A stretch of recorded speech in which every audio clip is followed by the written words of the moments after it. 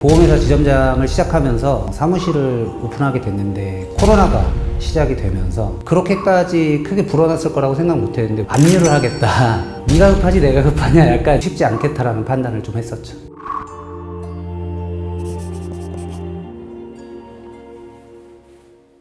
안녕하세요. 저는 40살 경기도에 거주하고 있고요. 보험회사 지점장을 지금 하고 있습니다. 총 채무액은 7,900만 원 정도였고요. 탕감률은 한 68% 정도, 2,500만 원 정도 이제 갚는 걸로 알고 있습니다. 월 변제액은 월 73만 원 정도. 보통 이금융권이었고요. K저축은행, 햇살론, 그리고 채무통합 때문에 다올저축은행에서 3천만 원 정도 또 받았었고, 카카오뱅크, 비상금 통장, 그리고 카드값, 그리고 국민연금 체납액이 좀 있었습니다. 국민연금은 납부하지 않고 있었고 당시에 한 220만 원 정도 한 달에 이렇게 내고 있었습니다. 제가 사실 이제 보험회사 지점장을 시작하면서 사무실을 오픈하게 됐는데 그 당시에 코로나가 시작이 되면서 영업하시는 분들이 많이 공감을 하실 텐데 사람을 만날 수 없다 보니까 지점원들도 자연스럽게 힘들어지고 저 역시도 사람을 못 만나다 보니까 조금 어려워진 상황에서 어떻게든 운영을 또 해 나가야 되는 상황이다 보니까 대출을 조금씩 받았었고 또 지점 운영과 별도로 또 이제 생활비가 좀 필요했기 때문에 그런 부분에서 대출을 조금씩 받다 보니까 조금 대출이 많이 늘어나게 됐습니다. 채무가 일단은 제가 사무실을 오픈하게 되면서 사무실 운영 비용이나 이제 임차료 그리고 또 이제 보증금 같은 부분에서 좀 크게 발생을 했었고 아무래도 이제 지점원들이 다 힘들어하다 보니까 제가 조금 이제 그런 부분에서 이제 서포트도 하다 보니까 이제 개인적으로 좀 대출을 좀 받게 됐었고 사실 뭐 그렇게까지 크게 불어났을 거라고 생각 못 했는데 월에 200만 원 이상이라는 돈이 또 이제 나가고 있었고 그러다 보니까 이제 조금 많이 힘들어졌었죠.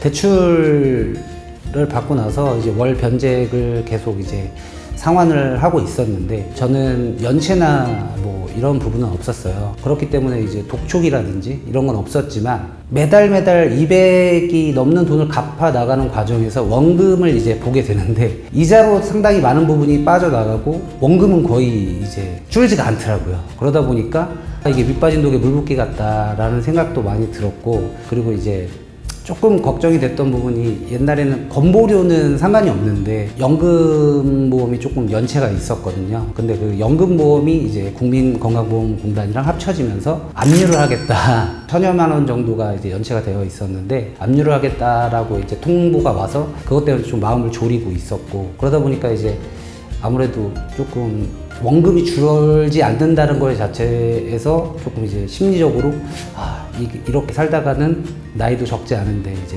쉽지 않겠다라는 판단을 좀 했었죠. 우선은 아직 아이가 없긴 한데 결혼한 지 얼마 안 돼서 또 이런 상황을 맞이해서 준비를 하고 있었는데 지금 상황에선 아이를 가졌다가는 좀 큰일 나겠다라는 생각을 해서 와이프랑 이제 상의를 하고 좀 아이는 조금 뒤로 미루자라고 얘기를 했었고 근데 이제 회생을 지나가게 되면서 이제 월 상환 금액이 많이 큰 폭 줄다 보니까 이제는 다시 내년 정도에 준비하자라고 다시 얘기를 하고 있습니다. 제가 월 상환하던 금액에서 어느 정도 이제 판타스틱하게 약간 좀 큰 폭으로 금액이 좀 줄어야 되는데 저희 같은 영업직 같은 경우에는 그 지름길에서 상담을 했을 때 영업비를 인정받는 부분이 가장 중요하다고 얘기를 했었고 그런 부분에 있어서 좀 걱정을 많이 했었죠. 왜냐면 영업비를 인정을 많이 못 받게 되면 큰 폭으로 이제 줄어들지가 않기 때문에 하나마나한 상황이 될 수 있었기 때문에 어느 정도는 조금 기대를 하고 있었고 그리고 이제 지름길에서 이 정도는 될 거다라고 얘기를 해주셔서 지름길에서 이제 마음의 안정이 될 정도로 잘 될 거다라고 얘기를 해주셔서 그 부분 말고는 크게 걱정한 부분은 없었던 것 같아요. 다른 데를 좀 많이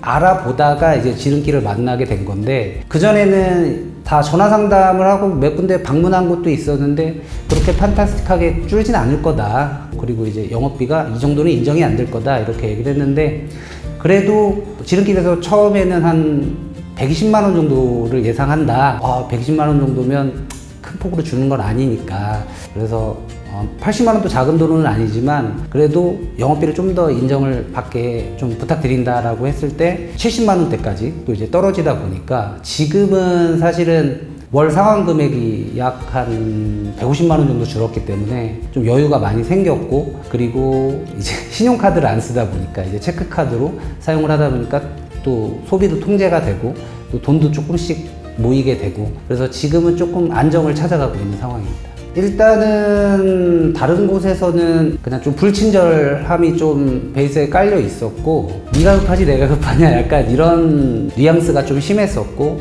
제가 처에 상담을 했을 때 그 상담해 주신 분께서 디테일하게 이런 부분은 어디까지 인정을 받을 수 있고, 그리고 탕감 예상액은 이 정도다, 그리고 저희가 최대한 이거보다 더 많이 할 수 있게 노력을 하겠다라고 얘기하시는 데서 약간 진심이 좀 느껴졌고, 상담 자체에서 조금 편하게끔 이렇게 상담을 잘 해주셨던 것 같아요. 네. 사실은 이제 영업의 특성상 이제 급여가 고정급이 아니기 때문에 들쑥날쑥하고, 그런 과정에서는 어쩔 수 없이 제가 볼 때는 코로나 때 많은 분들이 부채가 많이 늘었을 거라고 생각을 하는데, 제가 볼 때는 망설이지 않으셔도 될 것 같아요. 제가 누구한테 얘기하지 않는 이상 누군가한테 알려질 일도 없고, 법무법인 지름길에 이제 의뢰를 하면 또 알아서 또 잘 해주시고, 저는 이제 서류 준비만 이렇게 했었거든요.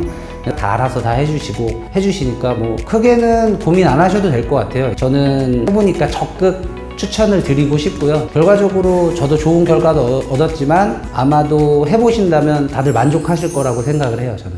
오늘 영상 도움이 되셨다면 구독 버튼 한 번씩 눌러주시고요. 그리고 이쪽에는 추천 영상도 기다리고 있으니까 시청해주시면 감사드리겠습니다. 안녕!